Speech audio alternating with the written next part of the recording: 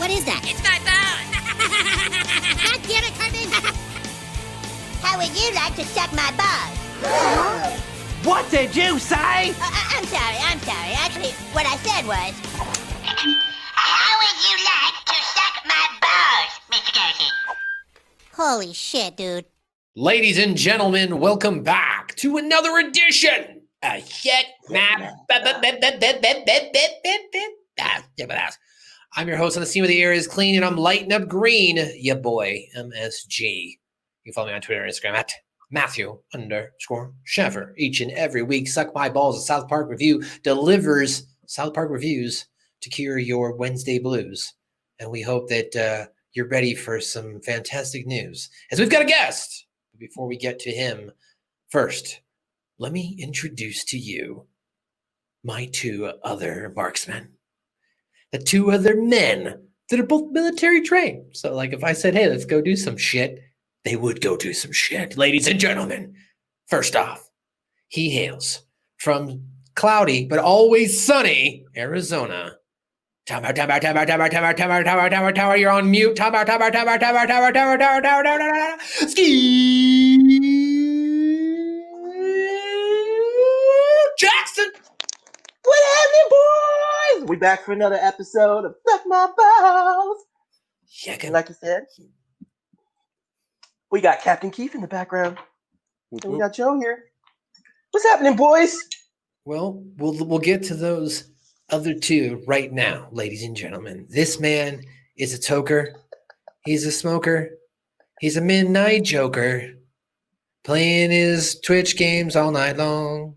No, that was fucked up. I should have said playing Wrestle Kingdom all night long. Ladies and gentlemen, Johnny Toker Joe Vernola.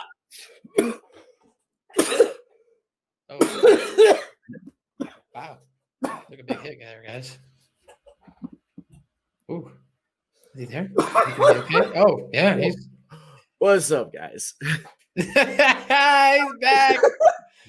Another edition of Second House. Hey, Joe, how you doing? I'm good. All right. I like that. There's probably a bunch of people that are going to think that Joe is really joking there watching. Like, is he okay? Is he? These guys are just laughing at him dying. No, Joe is a great actor. This is why you watch the YouTube or That's why you watch the YouTube. Exactly. But of course, as I mentioned at the top of the show here 2 minutes and 50 seconds ago, or I guess it would be 5 with the intro, our guest this week is a Twitch streamer himself. He's a gamer. He's also a purveyor of Keef, just like the rest of us. He's a captain of it, you might say. You can follow him on twitch.tv/Kaptain Keef, I believe. Ladies and gentlemen, give it up for Kaptain Keef Brandon himself, making his way first time on Shit My Balls. What's up, Brandon? What's going on, fellas? Thanks for having me on, man. Dude, love the show. Been a South Park fan for a while. So when you guys put out that thing for looking for guests, I thought, hey, why not hop on and join in? Hell yeah. Hell yeah. Welcome. Yeah. Welcome. For those that didn't see it, Joe or Scoop, if you didn't see it, I did put out a post on our Twitter, and I was just like, yo, we're looking for guests. Like, I don't really care if your following's big or small. Like, I just, we need more people who want to talk about South Park with us because, yeah, I pay here. Bringing people together. I pay here. It's big here. It's sweet. So, it's sweet. So, yes, thanks for joining us here for episode number 54 of ours as we review episode number 51 of South Park, the animated adult television series. And tonight's episode featured, well, the introduction, realistically. I mean, we had kind of the introduction 2 episodes ago with Timmy, but this was really the first Timmy episode. Gave us a background on who his character is, where he comes from, and his parents. And how Timmy turns into a superstar. Yeah, his parents. And Timmy ultimately becomes a superstar. Now, this is, of course, the 3rd episode of season 4, the 51st overall episode of South Park, as it aired on April 19th of 2000. And that's a long time ago, guys. April 19th, 2000. Making me feel older than I am. Who are you? So, Brandon, you told us you're a big fan of South Park. I think the best way for us to start off before we get break down of the episode is tell us maybe your first viewing of South Park, or what was it like for you when you first started South Park? I don't need like the exact dates or shows. What was it like? What was your initial reaction, and maybe like age wise for you? So I was probably about maybe third, fourth grade when it first came out, and my parents were actually super strict. Like, you're not allowed to watch like the shows with all the cussing and the violence and the sex talk and the drug talk, but like everybody else was wearing the shirts, talking about it. So then I'd start sneaking and watching. I'd watch it over at my friend's houses. I'd have like a thing on my remote where if I hear somebody coming down the stairs, I'd hit the thing to send it to another channel that I already had to set up to. It's like, no, I'm watching wrestling. Yeah. Mm-hmm. Yeah. Yeah, that makes sense. I mean, I was kind of the same when South Park came around the third or fourth grade. It was right around the time I think we had a TiVo, and I had a TiVo in my bedroom. So, but it was all shared. So what I would do is I would record it, and then as soon as it was done, watch it, and then delete it. So that way there was no like breadcrumbs. You know what I'm saying? And my parents were the same way. They're very strict on the language. Till I right about the age I was 16. Then they were like, "You're getting good grades. So like as long as you come back at a good time at night, do what you got to do." My dad was like that. So it's like, as long as you don't get in trouble and you get good grades, go for it. I'm like, sweet, Dad. So I was definitely privileged there. But that being said, did you find, you said your parents were strict. Did you have a lot of friends who watched South Park in your area? Where are you from, actually? I mean, that's a good question. St. Louis, that area. Okay. Missouri. Nice. Okay. Missouri. I was on tour there, actually. I played a couple shows out there. Beautiful area. I like the I guess it's the river, the water that's downtown goes by all the buildings and stuff like that. It's pretty nice. It's pretty at night for sure. I was supposed to work Cape Girardeau before COVID. Oh, really? Yeah. Cape Championship Wrestling or something. I know that's in the St. Louis area, I think. I know who runs that company. Oh, nice. Shannon Young is one of my friends. We go like way back. Nice. Yeah, Johnny Toker, Mr. Kaptain Keef has been trained and he's wrestled a little bit. So, and then of course, nice. Mr. Johnny Toker here is the man to talk to on the indie scene for the Colorado Green and maybe for your wrestling zine. But moving on to South Park, that's what you're here for. People are like, "What the fuck is going on with this podcast this week, guys?" Yes, we're back. South Park with the review. Okay, we get it. You want to hear our review, our thoughts, our breakdown on this episode of Timmy 2000. The boys have a brand new student in their class, the mentally and physically challenged Timmy, who is only capable of making, of course, as you're alluding there right now, scoop noises and of course saying his own name. Living a lie. Which I didn't realize that he was actually living a lie until this episode. Like today. He's faking it? No, I don't think he's faking the CP, like, because that's what it looks like he has. It looks like he has CP, but the conduction aphasia, where he can only say like one or two different things, that might be the work. Like, I think the work is like, I'm not saying he's not handicapped. I'm not saying that. I'm just saying mentally, I feel like he's a lot more intelligent for sure. Yes. Then they play on for it. Yeah. I think it's more one of those things where it's like the intelligence is there, but it doesn't really connect with everything else. Right. That's a good point. Like maybe like his brain is working, but there's not specific wires that are like he can't express it that well. That's actually interesting. Yeah. I went down. Oh, go ahead, Scoop. My bad. I was just gonna say in that regards to, because at the end, he's just like Timmy, and he's like, "And you're Lords of the Underworld," and like he understood the whole thing with Skylar and everything. So yeah, I think the intelligence is there. And yeah, well, yeah. I mean, and we do know that the evolution of Timmy's intelligence is established later on. Yeah, I mean, and he can perfectly use a computer too to play Jimmy. And he's Jimmy. But like I went down such a Google and Wikipedia hole on Wednesday night, like reading up on like what the hell is wrong with Timmy. Like I have like, if you go into my Google history, I've got the same question asked like 5 different ways before I finally got the conduction aphasia answer and the CP thing and everything else. And it's just, yeah, man. And you basically, it's from what I've been able to gather, it's like a misfire in the wiring. Either that or he has what some coma sufferers have, where like their brain is like 100%, but everything else is so paralyzed that they can only talk with like certain words or blinks and shit. Yeah. Damn. So yeah, this is what you gotta love about South Park. It's like go fucking all out, and there's like legitimacy behind certain things, and then they make people with nothing better to do with their time, like me, fucking Google what the fuck is wrong with Timmy Birch. Going down a rabbit hole at 2 a.m. in the morning and shit. Oh my god, yeah, dude. That being said, yes, it sounds like over time Timmy's going to need to rewire, create new paths. That way he can express himself and fully utilize his intelligence. Being diagnosed or having that issue at such a young age. Obviously, in the town of South Park, he's not going to get that proper training. A lot of individuals hopefully will. But unfortunately, Mr. Garrison and Principal Victoria are ignoring the fact of his disability. We're in the classroom with Mr. Garrison asking questions, carving, please don't cut me, please don't cut me. And so he calls on Wendy, please don't cut me, please don't cut me. Calls on Kyle, oh, thank you, Jesus. And then like, praise the Lord. Right. And then like he calls Timmy, and Timmy's like, Timmy! No, it wasn't you, Timmy. Right? No, it wasn't you. Are you mocking me? Oh, I know. How about the new student, Timmy? Timmy! No, it wasn't you, Timmy. Try again. Timmy, did you not do your homework? Timmy!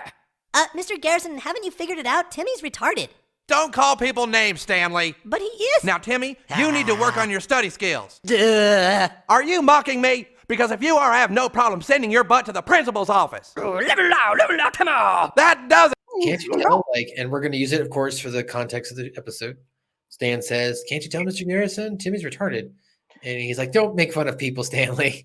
And he was actually using it in its proper context. Yeah, for real. Yeah. Seriously. I mean, obviously, we're supposed to be more politically correct these days and say mentally disabled or mentally handicapped, if you will, because unfortunately, the overutilization of that word has become more of a, I guess. I think it's because of the stigma against Yeah, mental health in general. And when that first came out, the older we get with society and stuff, the more that we learn and find these words like faggot and retarded and other words are actually super negative, and there can be connotated as negative. Whereas where the original definition was, a faggot was a cigarette, and retarded was, mentally disabled. It's also a collection of sticks. But yeah, retarded means was a medical term for anyone with a IQ below 75. Yeah, you were dumb, blind, and what was it? Retarded, right? It was dumb, blind, and retarded. Were the three when you were blind? Blind and retarded, yeah. Deaf, blind, and dumb, something like that. I mean, they even use dumb as a medical term too.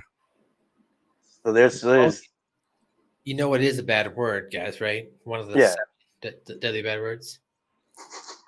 Yes. Stand. You use the word of curse. This is what happens when you use the word of chaos. See, guys, I told you, meat crab is a bad word.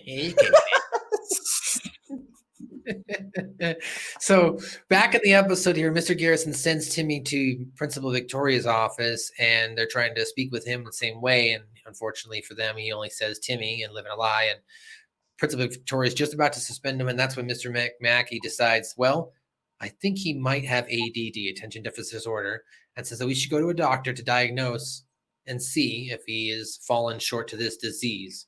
Now, the way they do this is a very odd fashion, because as someone who I was never diagnosed with ADHD, I was diagnosed bipolar, so I've gone through the same tests. So I never had to listen to somebody read a book. And then, I've never listened to anybody read a book. I think that was the joke too, because they went with some hardcore, really classic lit, and like I can read some classic lit, but like A Farewell to Arms and Great Gatsby are Great super Gatsby is a good book, but it's It hard. Yeah, Yeah, it's you're very making hard. fun of that book. dry. Like they're both excellent books, but it's just that I read Great Like where the Gatsby. red fern grows. All right, this is a very simple test which should determine without a doubt whether or not Timmy has attention deficit disorder. Good. Okay. Timmy. Now, Timmy, I'm going to read you a book called The Great Gatsby by F. Scott Fitzgerald. At the end of the novel, I'll ask you a few questions. Are you ready? Okay, here we go. In my younger and more vulnerable years, my father gave me some advice that I've been turning over in my mind ever since.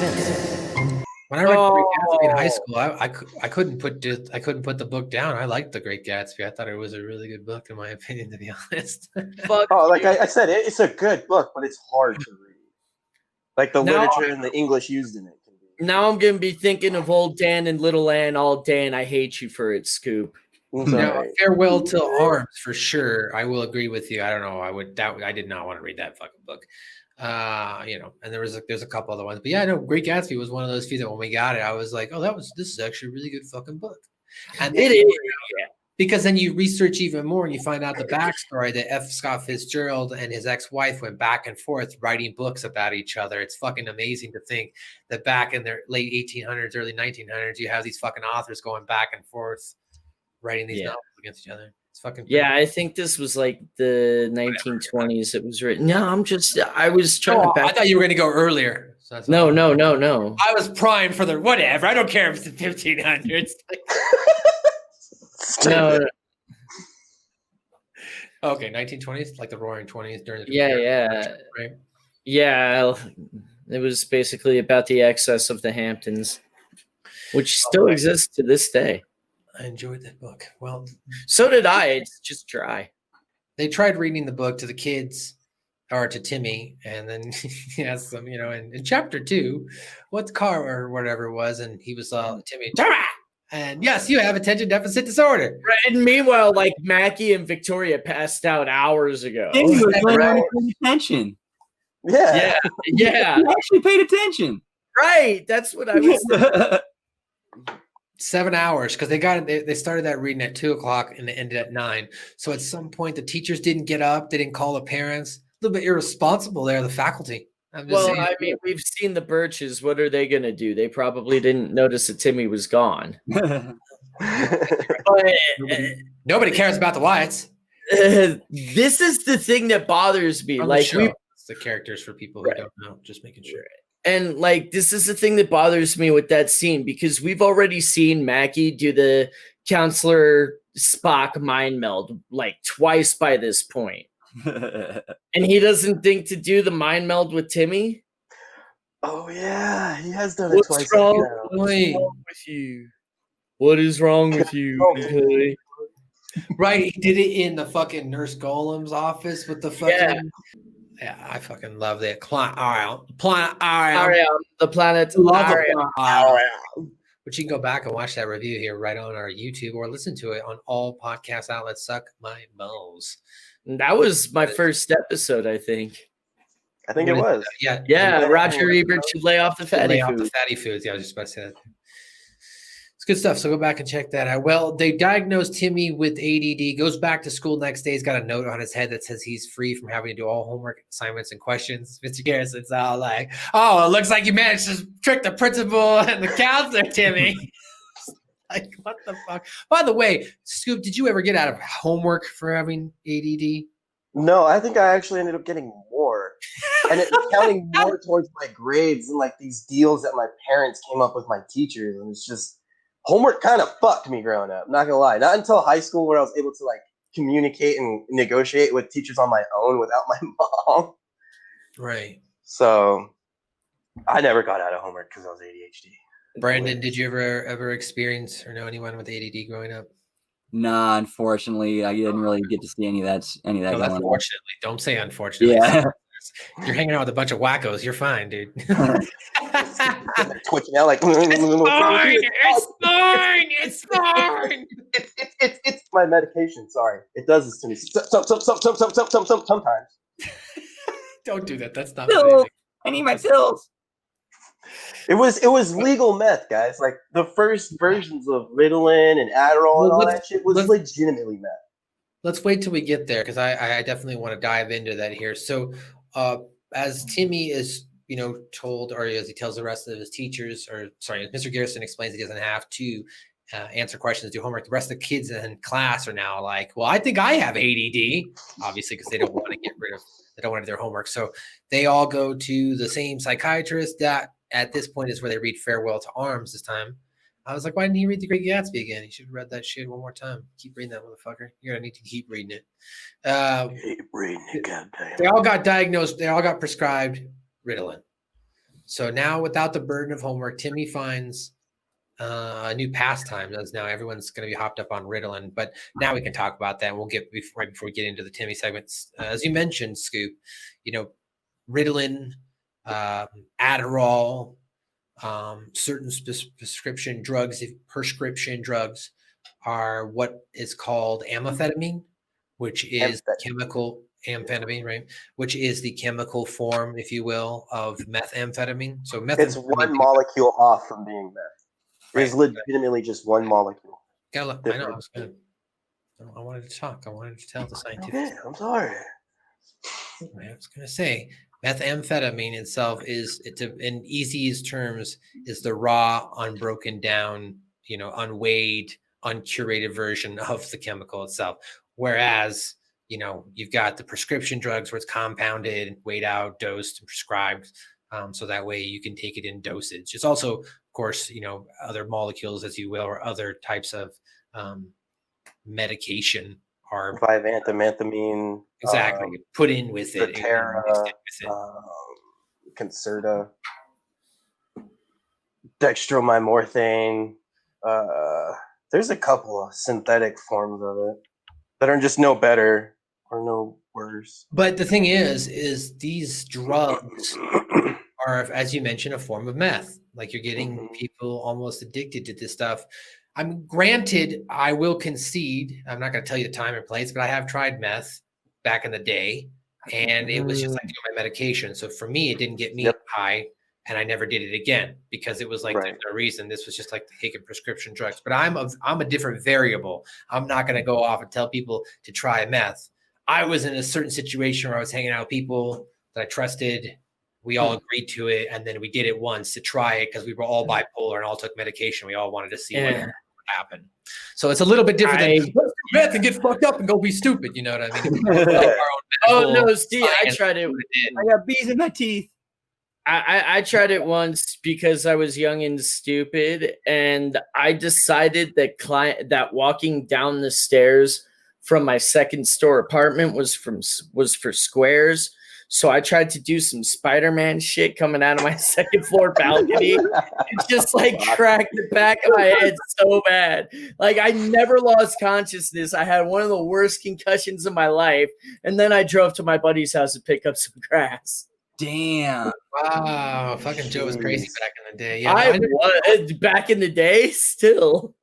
Every time I've tried these weird drugs, I always have somebody there to look out for me. When I tried acid for the first time, it was out in the woods. And it was with Paul. I was supposed to be there with you guys. No, you were supposed to go with us. I was supposed to go. Life-changing trip. I'm telling you. I still need to try acid. I've tried pretty much everything else other than acid and mescaline. But Paul fucking curated that shit. Like, he made sure we all had food, everything. I wanted to do acid with Paul because he fired answer too. Hiking, it was fun. We were out in the middle of nowhere yelling. It was fun. Dr. Paul. Kaptain Keef, I know that you are a man of weed. Have you tried any other illicit methamphetamines, narcotics? Just shrooms and acid. Just shrooms? Nice. Okay.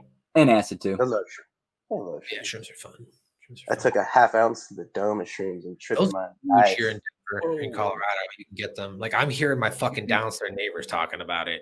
I imagine if I walked over, I could ask, but I could also Joe. Yeah, I was gonna do. All you had to do was tell me you needed some boomers. I could have.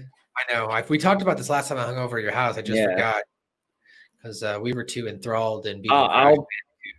I'll talk to the roommates. We finally beat it. We beat Crash Bandicoot, the first one. Oh 'cause- shit! Oh my god, and fuck Activision and Vicarious Visions for that Fuck game. them. Fuck them, Yeah. and they admitted that they made it harder. They made it harder on purpose. Those fucking bastards. Bro, I can't even It begin to was so tell you addictive. I can't even begin to tell you the bonus level they constructed for the first game, though. The download DLC that Joe downloaded, we started playing that one, and that was a fucking nightmare in itself. It's like, oh my god, they literally like took the hardest parts of other levels. It looks like and put them all in one level. I had never seen Matt angry until Crash Bandicoot. And like I've known the dude since like 2013 at least. My inner child came out. I'm sorry, Crash Bandicoot. Oh yeah. It Like came out. that's But how I that- know my meds are working because I just kind of and pass the controller. The true testament of a friendship is if you can yell at each other while you're playing video games. Yeah, it passed. That's how you know if you're friends with somebody. If you guys can yell at each other, like, I fucking all right, let's play this. Let's do this. Well, back to South Park though. Now with everyone, as we kind of went ADD there, went off on a tangent. Like I did that. But without the burden of homework, now Timmy finds a new pastime as he's, we have to assume we don't see him rolling around the neighborhood, but it cuts over to the Lords of the Underworld, and we get the reappearance again from Skylar. That's the last time we saw Skylar was when Shelly. That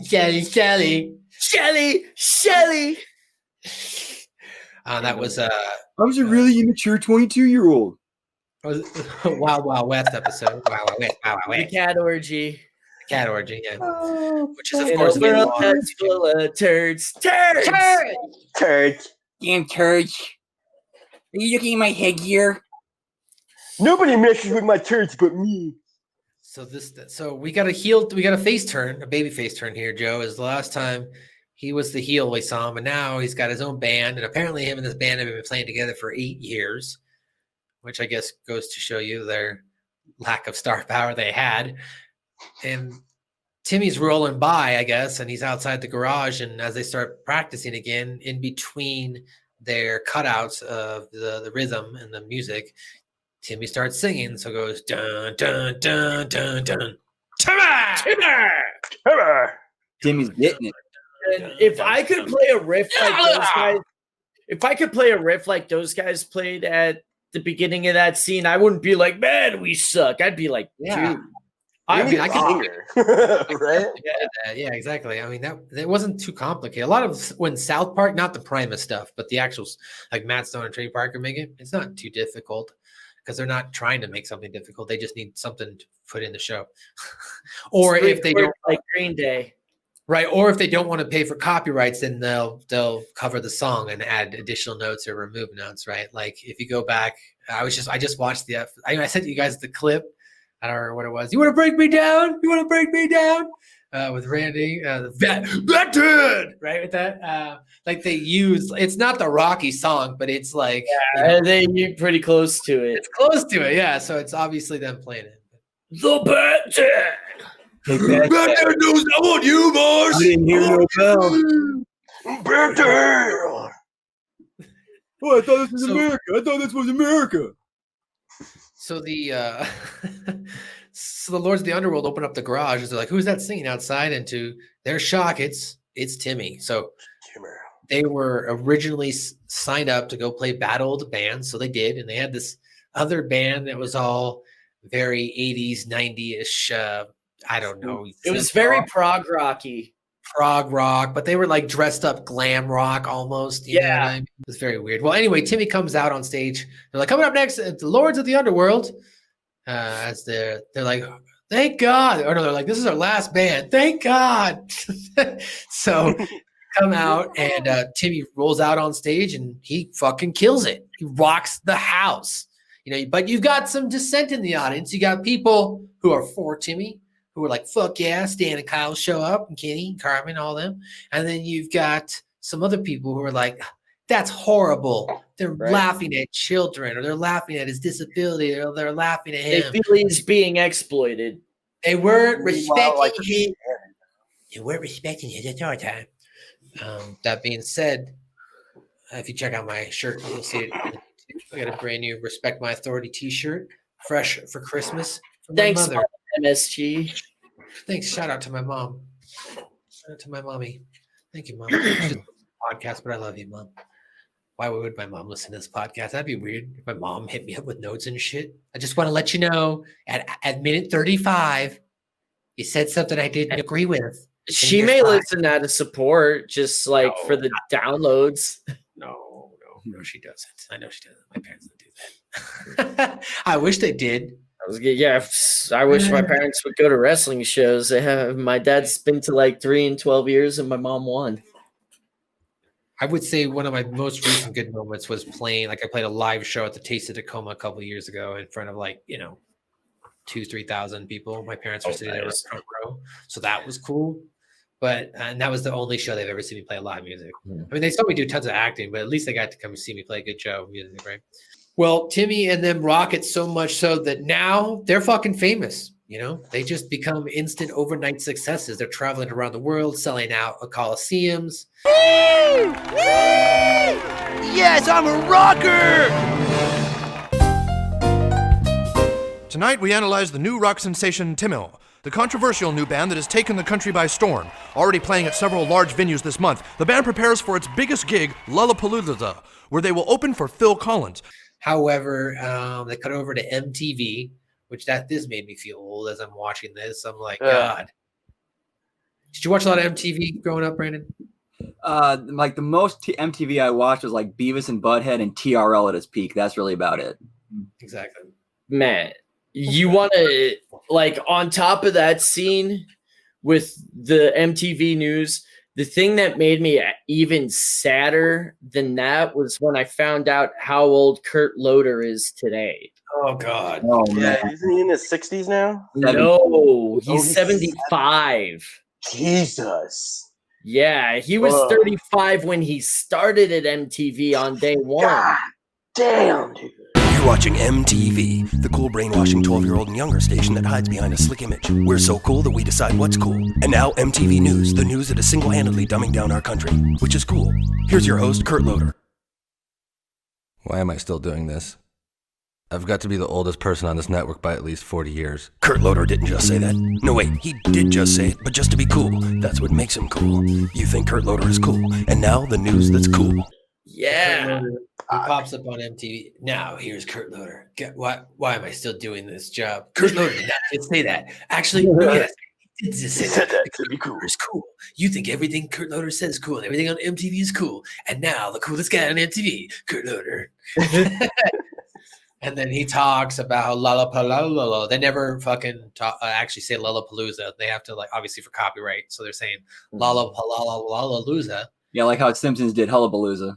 Yeah. Mm-hmm. Right. And the name constantly changes throughout the whole episode. Did anyone order the London Symphony Orchestra? Possibly while high, looking at you, Cypress Hill. You guys know Insane in the Membrane? Simpsons reference there for you on a South Park podcast. Simpsons did it. Simpsons did it. So now that they're successful, Phil Collins is upset because originally he was supposed to be the headliner of Lollapalooza, but now he's got pushed to the opener. So he takes upon himself that he's going to go to Timmy's parents and ask why they're letting their son be exploited. They go to Timmy's parents' house. They're both in wheelchairs and are just like his parents. Richard! Whoa! I mean, why are you letting him do this to your son? Don't you see that everyone's just laughing at him? Richard! Hello! Oh, man. So, unfortunately, Phil Collins is particularly displeased about that new band, as we mentioned. And so, shortly after, as we mentioned, Timmy and Lords of the Underworld's take Collins' place as the headliners of the festival. Now, the other boys, in the meantime, have now started to actually take their Ritalin. Because what happens is Cartman shows up, or they all go get their Ritalin prescribed. The parents are buying it and whatnot. And, are there any side effects, doctor? Says Leanne Cartman. And no, he might just feel like a loss of energy, and it might be a little bit of a Christina Aguilera Pink Monsters, but that's expected. I was like, okay.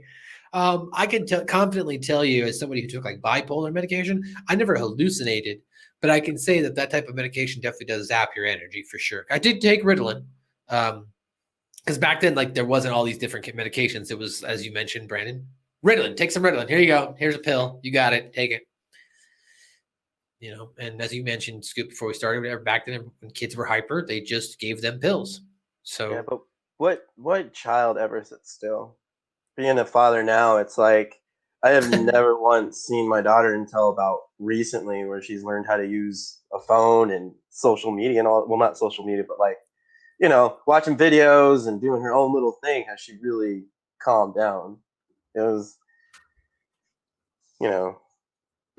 seeing it like firsthand. It's like, I could see how anybody can think that any 4-year-old child is ADHD. Right. No, that's a good point. That's a good point. Well, now that the kids are all prescribed Ritalin, Cartman starts taking his first, and he's all like, "Hey guys, have you guys started taking your Ritalin?" No, dude, we're not actually gonna take that. No, you guys should take it. Seriously, it takes the edge off. Seriously. Hey guys, have you been taking your Ritalin? Huh? No, we're not actually gonna take that stuff. No, dude, you gotta try it. It makes you feel good.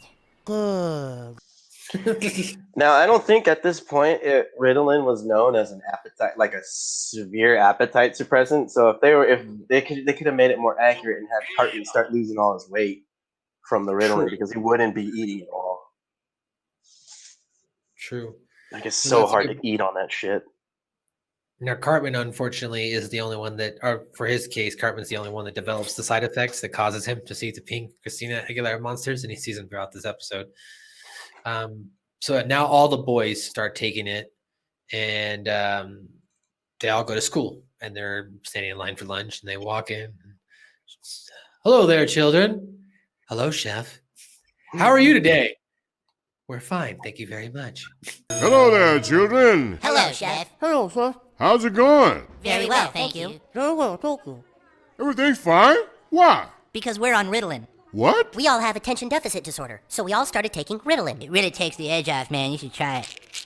So that's why all you children are acting so damn boring. That's correct, Chef. Damn it, children, you don't need drugs to make you pay attention in school. In my day, if we didn't pay attention, we got a belt to the bottom. Now they try to cure everything with drugs. What the hell is wrong with you kids? And the one time they finally act how he wants them to act and ask the question he wants them to ask.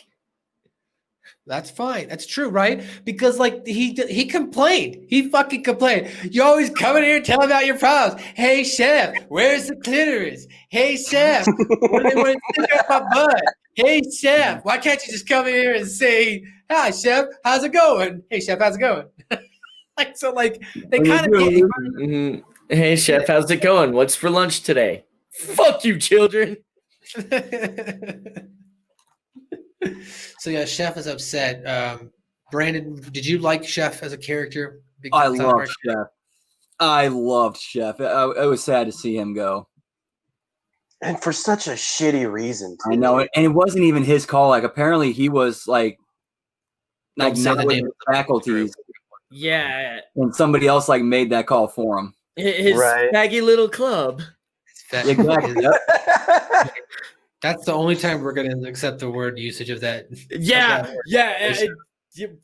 Please. Like, that's coming right out. That's coming. No, I just want to make sure people know that's coming contextually right out of the episode. So right, yeah, that's the quote. Joe is quoting the show. But yes, that faggy little club that's out there brainwashing people and trying to give you e-meters. So because of that club, but interestingly enough, the first iteration of that club that we get is in season 5 during the Super Best Friends during Blaintology. But at that point, not a lot of people knew about Scientology. Oh, I said it. I'll have to edit out. Not a lot of people knew about that little club. So I don't know. We'll find out. Huh? Why do we I don't want to say that. I don't want to say that. We don't want to incur their wrath. We don't want to incur their wrath. We don't need Lord Xenu coming down and messing with our thetan levels. We're not ready for them to come after us. When we review this, when we review the episode, then we'll be ready. Then we'll be ready. Because at that point we have no choice. Like we're there, we're gonna do it. So like, Yeah, Ron Hubbard. Oh man, I'm gonna have so many Battlefield Earth references ready for that one. That's gonna be great. That's true. That's true. Well, In the conspiracy, L. Ron Hubbard had a connection to Aleister Crowley through his best friend Jack Parsons. Yes. Well, meanwhile, while this is going on now, because the kids, Chef's upset. He's like, what the hell is going on here? I'm going to go talk to your parents. So he takes off. And now Phil Collins is pissed, obviously, because he's not the headliner. So he decides to try and break up Timmy and the Lords of the Underworld. So what he does is, as we mentioned, he first appeals to their parents, Richard, Helen, who are also handicapped in the same way. And later then, right after a show, as they're coming out of the venue, and they're like, yeah, they loved us, they killed it, blah blah, and they're walking away. Phil Collins pulls Skylar aside. Hey there, Skylar. Yeah, you're really good. You know that. You should. I used to be in a band too, but then I became a solo artist. Yes I did. Genesis. Anyway, so Phil Collins. We'll get into the whole reason why Phil Collins is the big target here later. But what? What are you looking at my gut for? All right. So he convinces Skylar, basically gets in Skylar's ear. He inceptions him, drops the pebble in the pond by basically telling that you're the real. Yeah, exactly. You're the real talent in the band, and so you should, go off on your own and leave Timmy because Timmy doesn't appreciate you, right? Basically manipulated him.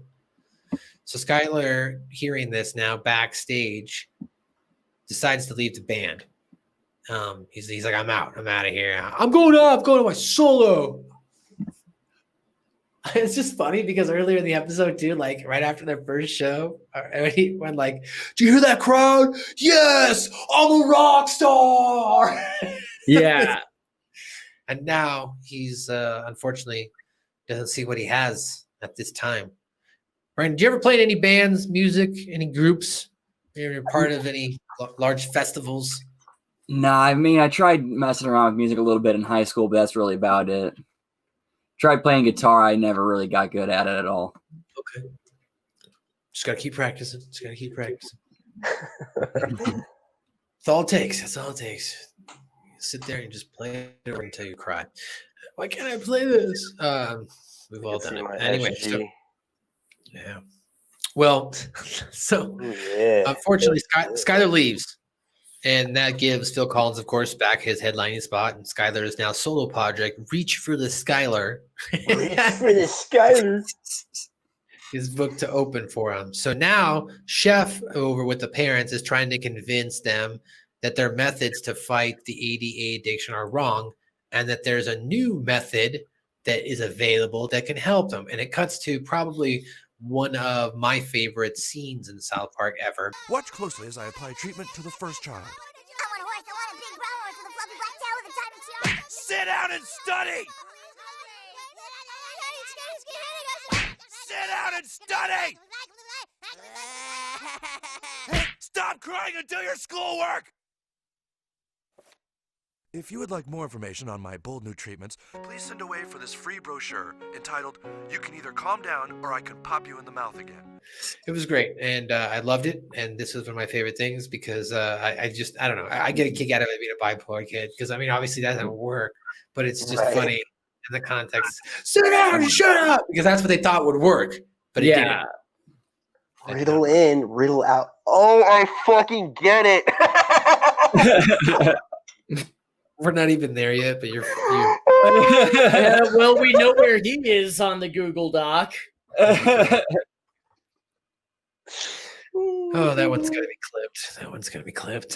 So after that, after Chef shows him the video, he's like, "So what do you think?" And the parents are like, "Ooh, I like the colors." And they're like, "Oh my god!" Chef's like, "God damn it, are you taking the kids Ritalin too?" And they're like, "Yep."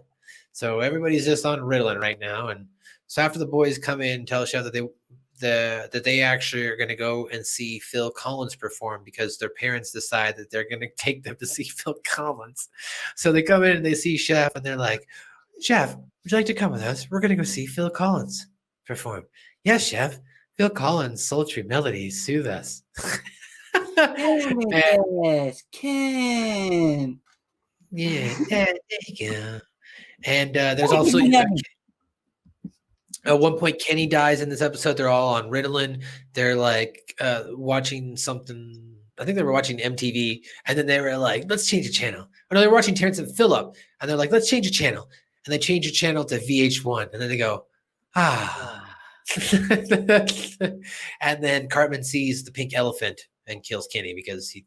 Hold on, one moment, Kenny. Stay right there. And he picks up his frying pan and is eating bacon out of, and he smacks Kenny across the head. And that's how Kenny dies. And we'll get into what did Kenny say. He doesn't have a lot of lines here. But as we wrap up the episode here, now Chev, appalled by the fact these kids are going to want to go see Phil Collins, storms into the pharmacist's office and says, "What the hell is wrong with you?" And they're all, the pharmacies are people that are sitting there stacking their cheddar, counting their money. Fucking greedy corporate fat cat pharmacy people. Back into the episode here. So Chef, unfortunately, is upset with the pharmacy people because they are, turning kids into zombies. And his convincing argument to them is, you got kids in our own town who want to go see Phil Collins. And then the fucking pharmacy people break down. Oh my God, what have I done? What have I done? I didn't know. I'm sorry. You made them so dull and boring that they're actually going to go to a Phil Collins concert. My God, what have we done? But if I had known, Phil Collins, my God. Well, how do we reverse the Ritalin? We have to convince them not to take it, but it'll be hard to get it away from them. Then we need an antidote. Yes, of course. Well, what's the antidote for Ritalin? I have some right here. It's a compound called Riddle Out. All right, come on. We got to get the antidote to all the children, quick. And so Chef says we have to figure out a way to get everybody out. And is there an antidote? And as Scoop broke up laughing there, he goes, yes, there is an antidote. It's a compound. It's called Riddle Out. Obviously, a play on the word Riddle In.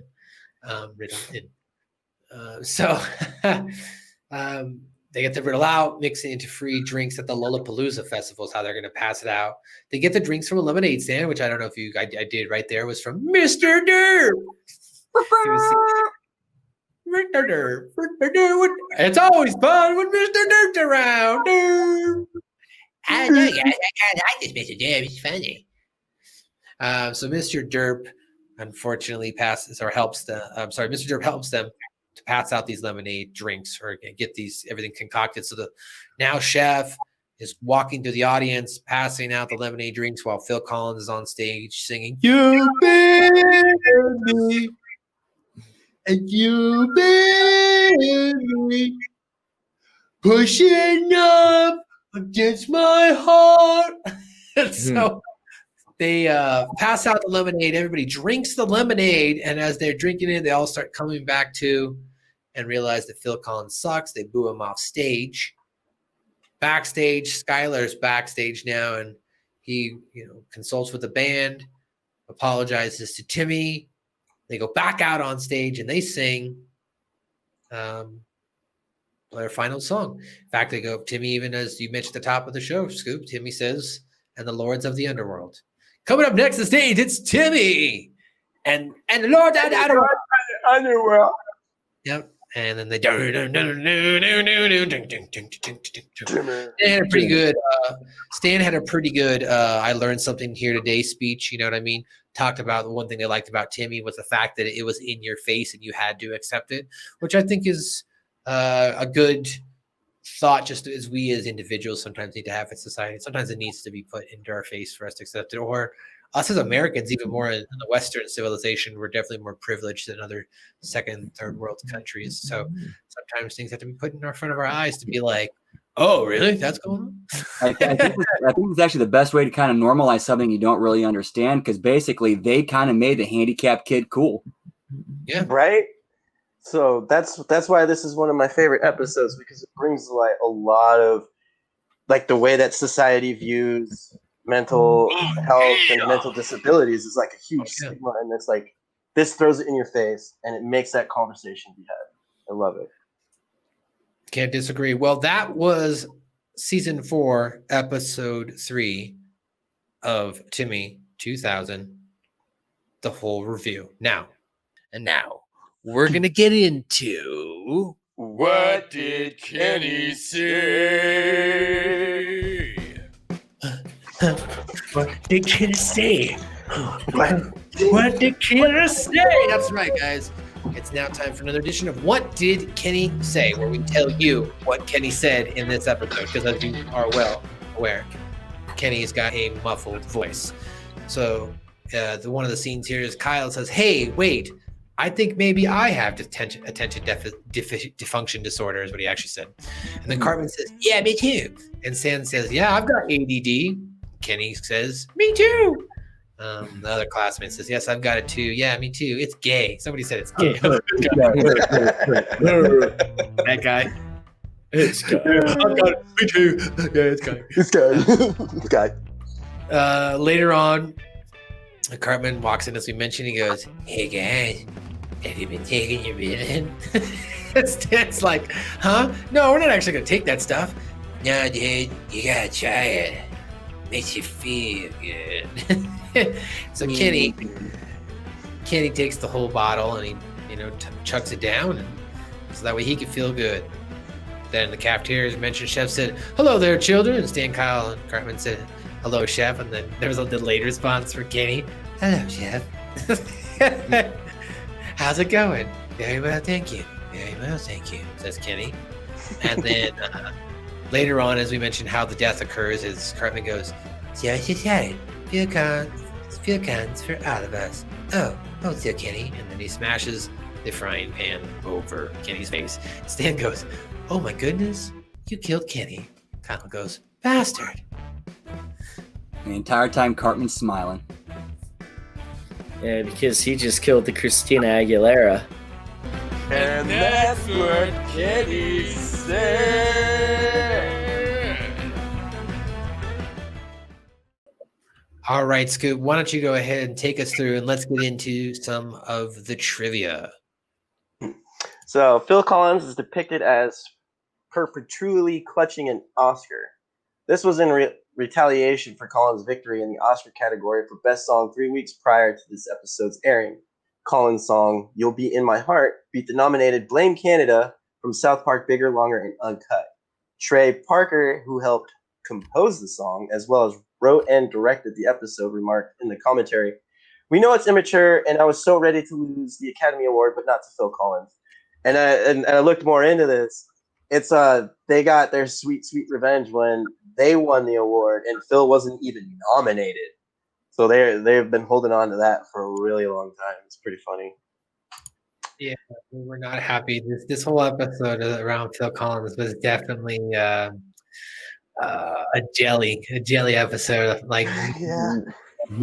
Because he's just walking around with the award the entire very envious episode. This is the last episode to feature Mr. Garrison teaching the 3rd grade. Seen on the Our Pets board is the alien from the pilot episode named Carl. I didn't see that. That's funny. During the ADD test, the reactions included Bebe, Cartman, Kyle falling asleep, Tweet getting as close to sleep as his caffeine addiction would let him, Kenny bashing his head against the cabinet, and everyone else, Wendy, Stan, Kevin, Token, Clyde, Donovan, looking suicidal. The song that Timmy and the Lords of the Underworld performed has since appeared on the video game Rock Band. Oh, yeah, shit, and it's hella difficult too. Right? That's cool. I remember that now. I didn't know that. Yeah, I never played that game. So Yeah. I played guitar. I played the first couple of Guitar Heroes, but right at about that time, as me and Rome started to learn how to play guitar. So we were like, do we play the real thing or do we? So. I felt like Guitar Hero and Rock Band fucked up my guitar playing a little bit, because of like the way that you got to hit the buttons and then like the power chords, it just fucked. Yeah, I've heard guitar players say that too. Like if Rocksmith were still a thing, I'd get that for the PS4 and try to learn that way. I had it when it came out. It wasn't the best, to be honest. Damn. No. I had it on pre-order. Like I pre-ordered that shit and I fucking had it. Like I paid the full $90 for it because it came with the fucking. I was gonna say it had to. Everything. Yeah, it had to come with the quarter-inch cable and all that. Yeah. Go ahead. So this was not the first episode to introduce the character Timmy, as we had a minor role in The Tooth Fairy Tats 2000. Season 4, episode 1. Go back and watch it. Reports state that after Timmy's initial appearance, some viewers called the character offensive and requested him not be shown again. Now that's a little disappointing. Yeah. Is it? I didn't know that. They But had I guess against South Park back then, right? I guess you would have that same kind of reaction today because in the description for the episode, they used the word retarded. And I was like, yeah, that would not fly in 2020. Right. No, not at all. Captain Keef, Brandon, when you first Even saw though they're actually using it correctly. Right, Yeah. of course. You know, in the When you- context and how you're supposed to use it. When you first saw the episode, Brandon, back in the day, did you know of anybody, or were you offended by it all, them using a handicapped character like this, or did you think it was cool? Because I thought it was cool. I thought it was cool. It's like, hey, they're putting this guy in the forefront. They're making him a star. Yeah. All right. And I was like, it's someone like me, because I was in that classroom adjacent from the Down syndrome classroom. I was in that almost special needs class. Right. I was like this close from riding the short bus, guys. Let's be Oh real. boy. Timmy says, and the Lords of the Underworld. This is one of the only times Timmy has said something other than his name, which was not equally simple word as Gobbles or Jimmy. Similarly, Gobbles! Gobbles! Come on! That's coming up next season. He Jimmy. was also able to cry, please help me. Helic water, Helen water. Sorry. Yeah. Good episodes. During the Phil Collins concert, the pharmacist is seen holding the bottle of what it was called Riddle Out. The bottle is actually labeled MDMA. I'm looking for Molly. Whatever the fuck long ass Anywhere? words ecstasy. Molly. Molly, Molly, Molly. Molly is intense. I did 2 points of it. 0.2. Ordered two lines of 0.1 worth of Molly. And oh god, I remember it was intense. Done ecstasy, but nothing like Molly. During the Charlie Rose segment, a blonde version of Clyde can be seen next to the girl who flashes Timmy's band. Oh shit, that's right. Yeah. All right, now I'll get into some pop culture here. Musician Phil Collins and aspects of his life, of course, are parodied in this episode. Kurt Lauder mentions that Collins divorced his wife via fax and left her for a 27-year-old. Which is so awesome because Well, like that hold on. 27. Oh, I was going to say, while partially true, Collins later clarified in his biography that the fax was a misunderstanding and the backlash he received from it affected his career. Go ahead, sorry. And that 27-year-old that he left his wife for divorced him via fax and then forcibly took over his mansion. Dang. Like, yeah, like literally by force. Like had two dudes come in and like freaking take it. Like this was just a couple weeks ago too. Damn. Like that's one of the most 2020 things to happen in 2020. So That's a true. long game right there. Karma playing it. So Collins mentions, of course, being in a band before going solo after claiming they were holding him back. They're holding me back. They're holding me back. This is a reference to him being the drummer and the lead singer for the rock group Genesis during the 70s before starting a solo career in 1980. He eventually left the band in 1996, which is interesting because if you go back and listen to Genesis, I mean, fucking Genesis is an amazing fucking band. You know what I mean? Nursery Crime is one of my favorite things ever. Although, like, come on, let's be real. Peter Gabriel sang more than Phil Collins did for that band. That's true. That's true. They calling him yeah. I'm not saying. I'm just saying that was a good band. He used to Yeah, be oh, a good yeah. band. He was respected in a band. Yeah. Phil Collins states he doesn't think it's right to make fun of handicapped people, to which a man in the background responds to him by pointing to him and laughing without Phil noticing. I don't know. Oh shit. This is referencing how Collins has gone deaf in one ear, which explains why he speaks so loudly and interrupts some people. The song that Oh Phil fuck, Collins sings- that's hilarious. Yeah. The song that Phil Collins sings at the opening to the Lollapalooza festival is a parody of his 1985 single Suicido. Studio. Yeah. Studio. Drive to studio drive. Right? Mm. Collins holding an Oscar for his song "You'll Be in Me" is, of course, the reference to him winning this Oscar for that song "You'll Be in My Heart." The band Sisters of Mercy Hold No Pain Against the Dark Lord is an over parody on the band of Sisters of Mercy. The name and the sound of the band, though, are reminiscent of the real band. So if you want to know what that band that went on, go check out the Sisters of Mercy. That was the prog rock band. The Timmy song contains a guitar riff similar to the one of the Rush song, The Spirit of Radio. When Timmy joins the band and they open the garage for him, he is surrounded by dazzling white light, very similar to the mentally handicapped character Kazan at the end of the 1997 film Cube. The Lollapalooza Festival name derives from the Lollapalooza Festival, or the Lollapalooza Festival name derives from the Lollapalooza Festival. Everyone, of course, throughout the episode mispronounces it. That's a gag. Collins takes an accent similar to Gumby's from Monty Python. The controversy surrounding Timmy as a handicap confronting a rock band may be referring to the popularity of musician Wesley Willis. Doctor tests the children for ADD by reading aloud The Great Gatsby and Farewell to Arms. This was a common routine of late comedy actor Andy Kaufman during his college tours. Yeah. Oh man, and it's good stuff if you've ever seen the videos of it, because like the crowd will keep in and we can be here all night. I'll wait until you guys. Damn. It's great. Shit. As we already mentioned, Andy MTV Kaufman. news presenter Kurt Lauder, right? Lauder's line about being the oldest person on the network is a reference to him having been on the network since 1987, making him about 55 years old when this aired.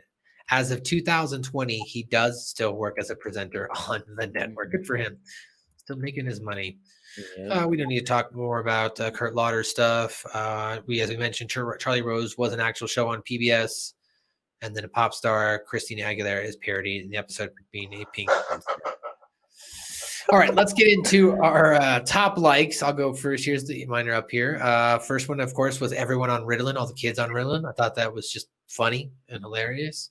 Agreed.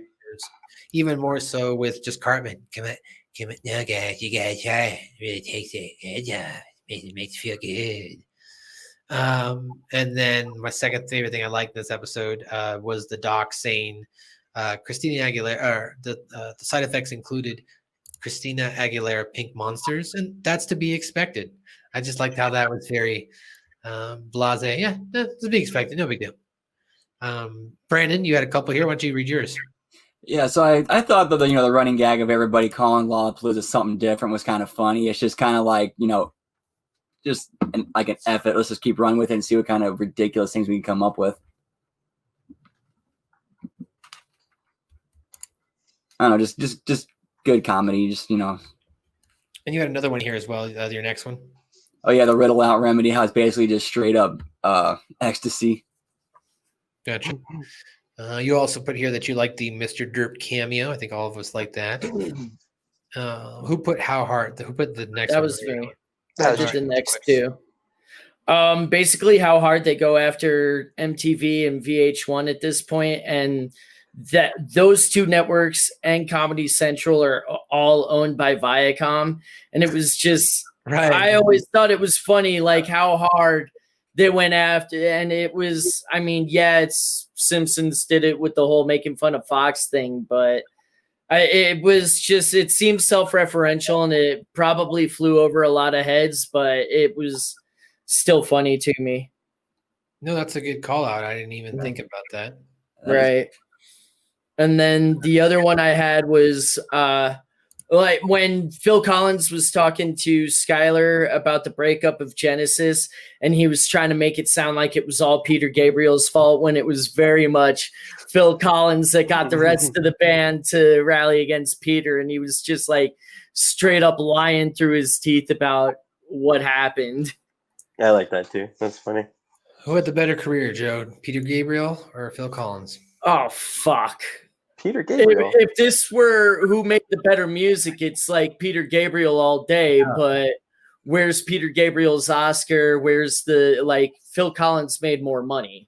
That's true. Well, that's because Peter Gabriel isn't. I would say is a little. He's like Buckethead.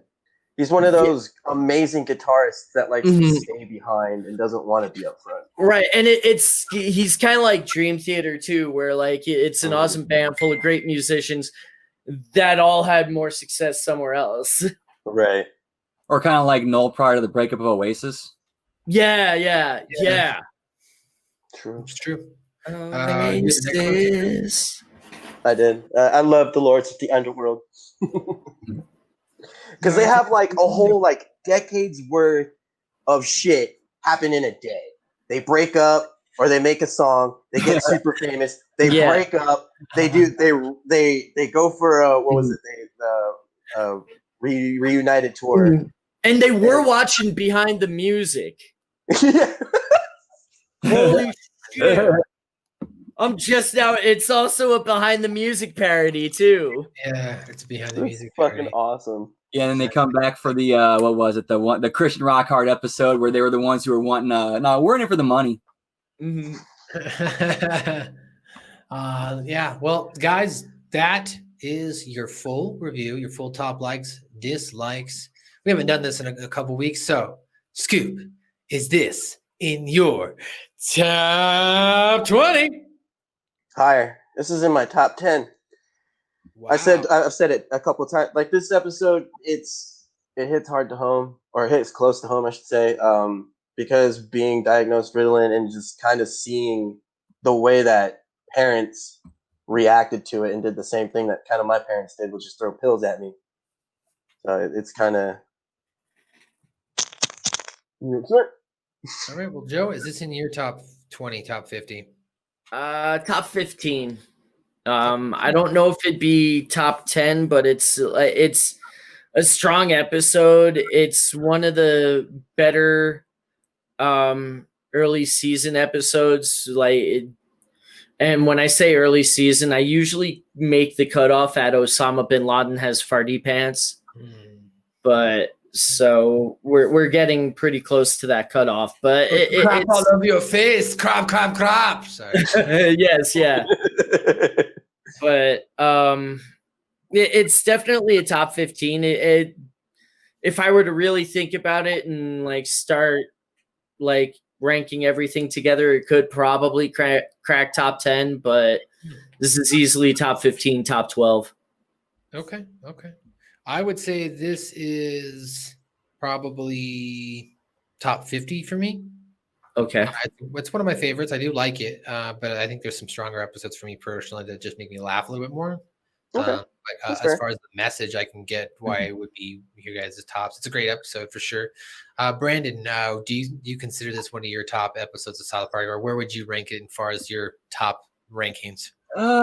Maybe 20, definitely top 30, mainly because it had its its usual good stuff that South Park usually puts in their signature style of humor, the way they just kind of lay it in, and just the societal impact the episode had. So as we end the episode, I mean, what are your thoughts on it? The whole episode itself, Brandon. What did you think of this episode? I mean, obviously you enjoyed it. I mean, but what do you take away from it, or what do you think of season 4, episode 3, Timmy 2000? I loved it. I mean, it was funny. It gave us it gave us a new character, basically an intro, brought us a new dude and a new friend for the boys, and then kind of opens the door for more stuff to do later on. I can't disagree. Well, ladies and gentlemen, that's it. That's it for another edition. Bow, suck my balls. That's right. We got through it in pretty good fashion here, I'd say. We didn't go too long, and we hope you enjoyed this episode. Of course, I'm your host on the scene, where the air is clean, and I'm lighting up green. Your boy, MSG. You can follow me on Twitter and Instagram at Matthew_Schaffer. Each and every week I host the Impact Attack, as well as Light the Fuse, both Impact and AEW reviews on hackerhumming.podbean.com, or you just search Hacker Humming on all your podcast outlets. I also produce the New Force Order podcast, which is a Star Wars podcast, and the Star Trek Academy podcast, which is a Star Trek podcast, both up right now on Hacker Humming, and as well search Humming Media Group on all your podcast feeds for the Star Trek podcast. Joe, Got anything you'd like to put over before we go? Not really. It's everything is still the same as it was last week. Nothing really new.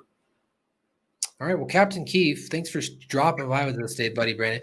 Let everybody know where they can find you. Put over what you do. What do you do on your stream? Or let us give the listeners and people an insight on what goes on Captain Keef.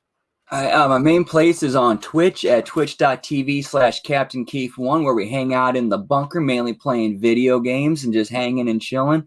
Mostly playing a lot of WoW right now because Shadowlands just dropped, but we do other games as well and try to create a more just a fun, atmosphere where, everybody's welcome to come hang out and have a good time. I'm also on Twitter at BSWriter67. You can also find me on Facebook at Captain Keef.